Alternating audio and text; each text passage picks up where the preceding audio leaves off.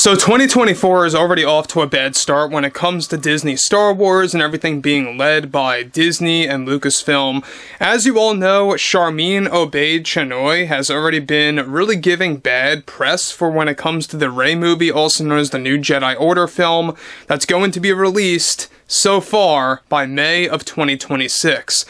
This is Mike Zero. Subscribe if you're new and like this video to see future updates. You can also follow me at Mike01. I thank you all so very much for the great and kind support.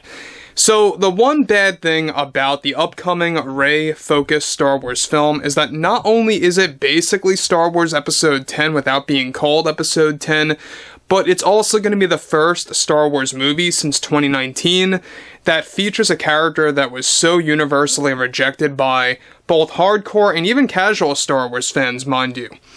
So one thing about all of this is that we know that Kathleen Kennedy and those like Sharmeen Obaid-Chinoy, the writer Stephen Knight, and everyone else involved and the rest of the creatives with this upcoming Star Wars film is already a disaster 2.5 years before it's actually coming out in theaters. And to be honest with you guys, don't be too shocked if this movie ends up never even happening or doesn't even begin filming until the summer and or fall of this year, as opposed to the planned May or, April planned shoot for 2024.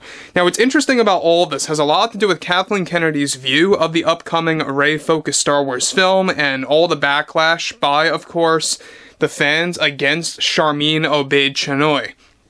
Now, specifically, of course, when it all boils down to what Kathleen Kennedy has done, with Kathleen Kennedy actively defending the upcoming REY-focused Star Wars movie by director Sharmeen, one major development has to do with, of course, Kathleen Kennedy and her stance against the fan backlash as of late by delivering the following to everyone. Here at Lucasfilm, our own goal is to accomplish acceptance of diversity and equality with many of our upcoming Lucasfilm projects. One of our latest films, which will be led by Sharmeen Chinoy, which is someone who I have valued for years before bringing her into a galaxy far, far away. It is not surprising to anyone that we would be dealing with a loud audience that would be opposed to a director like herself, and quite frankly, we find this action offensive. It would be best for loud, biased opinions to be left completely quiet, so it doesn't interrupt the focus of our creators. We believe it is crucial to obtain both equality and diversity in the proper fashion for our upcoming film starring Daisy Ridley and others that we are open into making as a trilogy, but we will see where that leads. Of course, in this business and in the industry, when you are chasing change that should be normalized in both film and television, you are going to have a group of those who doubt our transition, and it's not just offensive to the cast, but also to the entire crew and creatives behind these projects that are only trying to make the world a better place. It's the proper time to leave the Skywalkers behind and George's vision as well, and we ask everyone attempting to misguide others about our movie behind this transition as coming from a dark place to remain quiet, because this is a huge misconception about our direction with these upcoming movies for a galaxy far, far away.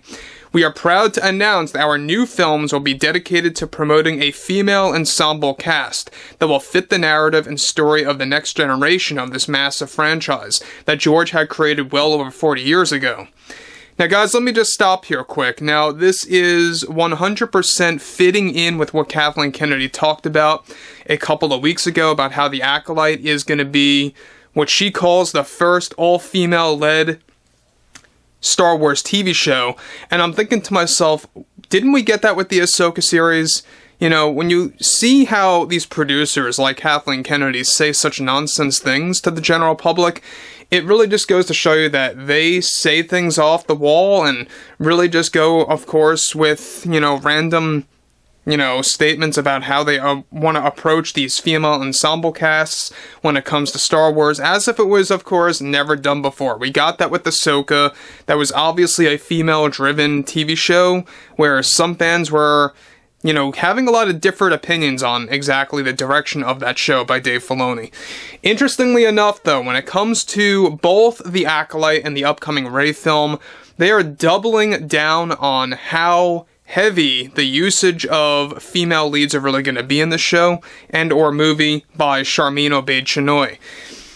To make matters even worse, and we talked about this a couple of days ago, is that Kathleen Kennedy has no care in the world about diverting from source material, and she talks about that in just a second, and also leaving the Skywalker legacy behind. It's become quite apparent at this point that she is obsessed with leaving the Skywalkers in the dirt and just leaving them forgotten. And that's exactly what she wants to do. You know, it's not like it was ever unclear to the general public. We saw everything that she was doing since The Force Awakens. It was a slow build-up to what is now being done with this upcoming New Jedi Order film, which, by the way, once again, guys, don't be too shocked if it never gets made. Much like the 10-plus Star Wars movies that got announced and canceled on and off for the past 5 to 6 years. It's been quite embarrassing for Lucasfilm. Now, specifically on top of all of this, she goes on to conclude, dealing with just a group of fans that are loud and biased just need to keep their opinions to themselves and to observe the process and realize how accepted our approach to this new take on Star Wars will become. I am proud to be working with creators like Sharmeen and Leslie Headland, who defend the significant roles for women that we are passionate enough to create and expand the Star Wars galaxy. I am also happy to announce that I will have more exciting updates about our first film starring Miss Ridley in the coming weeks and what specific approach we are taking to develop a proper film that shifts away from source material to embrace a fresh new story like no other. This is our first true original story that will expand the tales of Rey, and I couldn't be more excited for Sharmeen and the story she created with Steven. So again, I don't know if you guys know, but Steven Knight is the writer of this upcoming Rey film, and Sharmeen is the director. But make no mistake, we talked about this as well last week, Sharmeen had a lot of creative influence over the story, regardless of her just being a director. She did actually inspire Steven Knight to write things a specific way in the script. So she does have a lot of impact on the story here, for dialogue, for the plot, stuff like that, how it's going to be formed, apart from her directing style, essentially. So what's interesting about this, again, is that this is Kathleen Kennedy, once again proving that she does not care about what was valued well before Disney took over Star Wars, right? It's quite crazy that we are witnessing what Star Wars has become, and if you thought the sequel trilogy was bad, this is going to be bad on a whole new level. The fact that she is open to developing this into a new trilogy, so to speak, and how even Daisy Ridley commented on that maybe one day they'll turn this into a trilogy, you can already see that they're trying to meddle with making this essentially Star Wars episodes 10, 11, and 12 without calling it that by the numerical system, right? So what's interesting about that, too, is when you look at everything related to Disney Star Wars, South Park was right. Cartman was right. As you all saw, that famous episode, that famous, addition to Paramount Plus, the Panderverse, Cartman was 100% correct on what Kathleen Kennedy is doing with, of course, everything Lucasfilm and Disney. So overall, guys, drop a comment below. Fill me in below in the comments what you all have to say about this. And if you guys did enjoy the content for today, make sure to drop a thumbs up on this video to support the channel, and I will catch you guys later.